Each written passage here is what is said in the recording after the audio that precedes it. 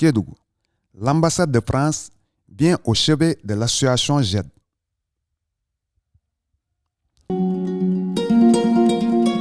Les points focaux de l'association GED viennent de bénéficier d'un atelier de renforcement de capacité afin d'offrir réconfort et confiance aux victimes de violences basées sur le genre.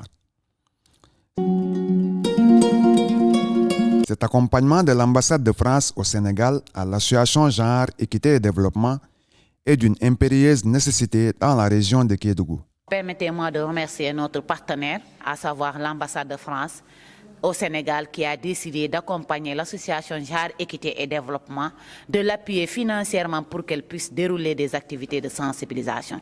C'est la première activité que nous avons démarrée, à savoir le renforcement de capacité de nos différents points focaux sur l'accueil, l'écoute, l'orientation des victimes, mais aussi sur le remplissage de la base de données. Il n'y a pas d'homme cultivé, on se cultive du jour au lendemain. Autrement dit, la connaissance, on ne l'acquiert pas en un seul jour.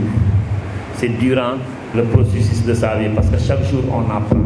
Il est important aujourd'hui que les jeunes, que les points focaux qui sont au niveau de nos zones d'intervention, ou bien les points focaux de la relève intergénérationnelle qui sont parmi nous, qu'elles puissent savoir comment vraiment détecter un cas, mais comment accueillir une victime, comment faire l'écoute et comment faire l'orientation. Donc c'est important. Ce sont des questions vraiment qui sont fondamentales dans le travail que nous faisons chaque jour. Aguerri en la matière, le facilitateur de cette formation a donné des informations utiles aux participants.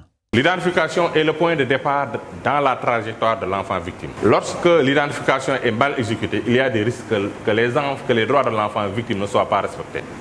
Lors de l'identification de cas de violence sexuelle ou physique, l'agent de l'organisation Z doit procéder à l'accueil de l'enfant victime.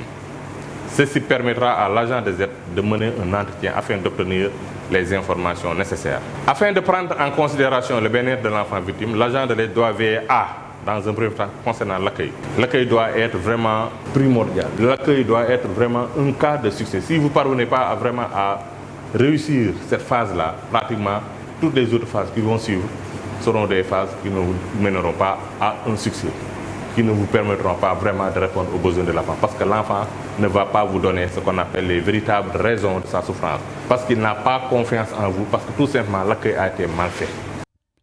Les points focaux ont été invités au respect de certains principes, comme la confiance, la confidentialité, entre autres.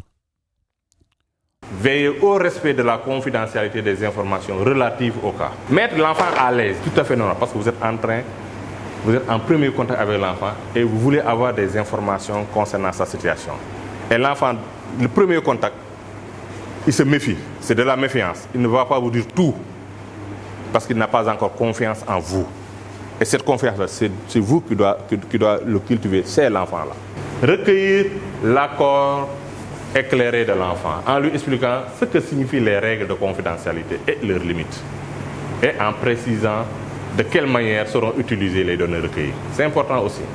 Vous dites à l'enfant, tout ce que nous allons dire ici, on va le garder en secret. Mais il faut aussi comprendre que la situation que vous êtes en train de vivre, c'est une situation vraiment qui mérite des sanctions parce que tu as subi une infraction. Et quand vous subissez une infraction, il va falloir forcément que l'injustice soit réglée. Tout ce qu'elle vous dit, je pense, doit rester dans la salle. C'est-à-dire le principe de la confidentialité. L'agent de Z n'a pas le droit d'écouter telle personne et que la personne, le soir, on lui dit que yo, dès qu'on a fait en ce cas, ça bloque tout. Donc il va falloir garder ce qu'on appelle, c'est un secret professionnel. Vous avez besoin de gagner la confiance de cet enfant pour que l'enfant vous livre les informations dont vous avez besoin pour pouvoir lui venir en aide. Et pour cela, il va falloir vraiment gagner sa confiance. Et écouter un enfant aussi, ça fait partie des procédures ou des principes que vous devez utiliser pour gagner sa confiance. Donc l'écoute aussi constitue une partie très importante par rapport à cette trajectoire-là. Points focaux et parents ont été replacés devant leurs responsabilités face à ces cas de violence basés sur le genre. Même dans votre cas, vous voyez une jeune fille,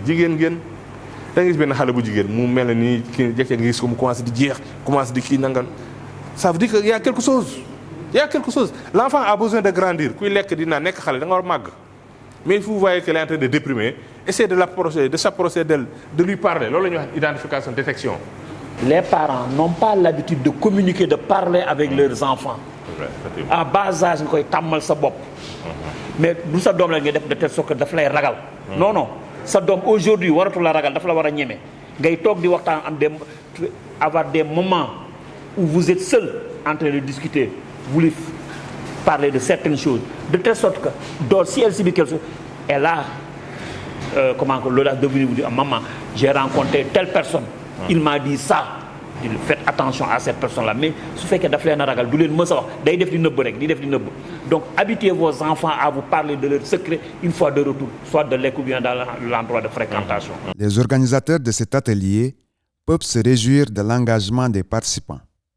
Quand on accueille une personne, on ne doit pas le juger directement par son apparence physique. On doit se mettre à sa place, d'être empathique. Oui. Pour l'écoute, on doit toujours prendre le temps de l'écouter pour qu'il puisse t'expliquer son problème et que tu l'aides à proposer des solutions. Tu vas l'orienter vers les autorités compétentes, les démarches à faire. Et avec cette orientation, tu vas remplir les bases de données. On a une fiche à remplir avec ça. Oui, c'était ça. L'association Genre, Équité et Développement a réitéré son engagement à continuer à soutenir les victimes de violences basées sur le genre. On va continuer les activités de sensibilisation dans les différents quartiers, mais aussi dans le département de Sahara et le département de Salémata. Donc on va faire des activités de sensibilisation, à savoir les causeries, les émissions radiophoniques, mais aussi on va accompagner des survivantes, on va recevoir des dossiers des survivantes, identifier les survivantes et leurs besoins pour pouvoir accompagner des survivantes à faire des activités génératrices de revenus pour qu'elles puissent vraiment s'insérer dans la vie courante. Quand on accompagne les survivants, cela va permettre que les autres vont vraiment oser et dénoncer les cas de VBG.